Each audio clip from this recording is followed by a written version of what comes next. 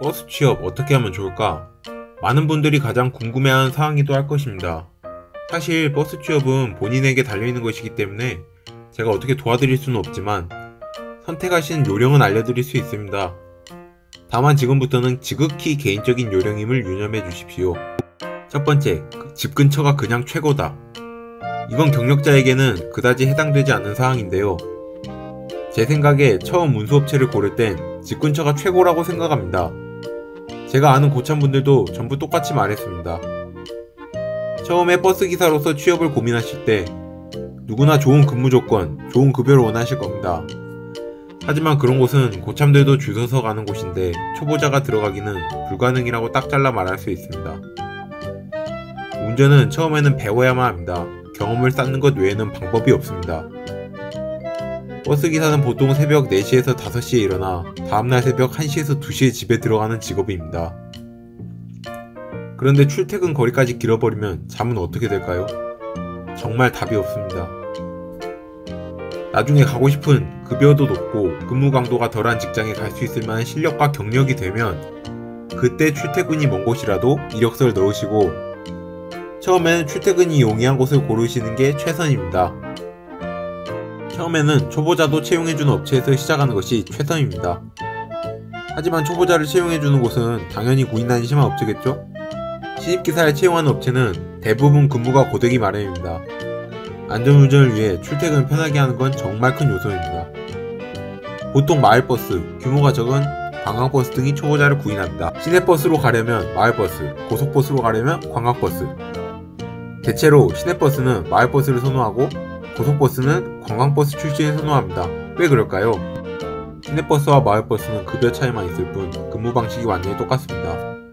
좁고 복잡한 시내 도로를 주행해야 하고 가다 서다를 반복해야 하는 만큼 마을버스에서 검증된 인재를 선호하는 것이지요.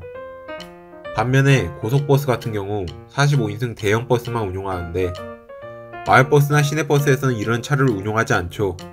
물론 경험이 있는 만큼 금방 적응하시겠지만 이미 경험이 있는 사람을 우대하는 게 당연할 겁니다. 그리고 관광버스 또한 고속도로 주행을 주력으로 하는 만큼 고속버스 업무에 적응도 빠릅니다. 그렇기 때문에 본인이 원하는 직장이 시내버스라면 마을로, 고속버스라면 관광으로 가는 것을 추천드립니다.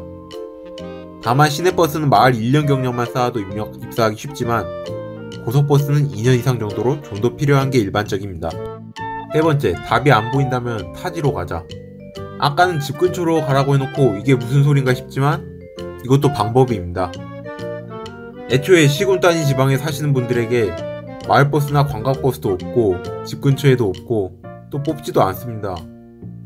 집 근처가 여의치 않다면 경기도 쪽이나 대도시로 가는 것이 차라리 빠른 길입니다.